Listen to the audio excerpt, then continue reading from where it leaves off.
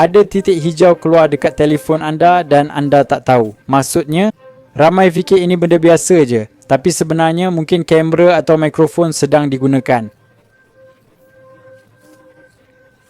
Yang paling teruk, anda tak perasan pun aplikasi mana digunakan.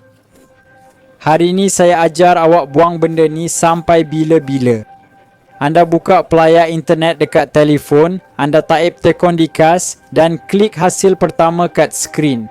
Pergi 3 titik menu ni, lepas tu klik pilih di dikas dan tekan tempat yang saya tunjuk untuk muat turun aplikasi dan selesai masalah. Dekat aplikasi ni anda boleh buang titik hijau tu. Cuma pergi pilihan mula imbas dan ia akan kumpul info aplikasi mana bermasalah. Ia akan periksa semua sekali.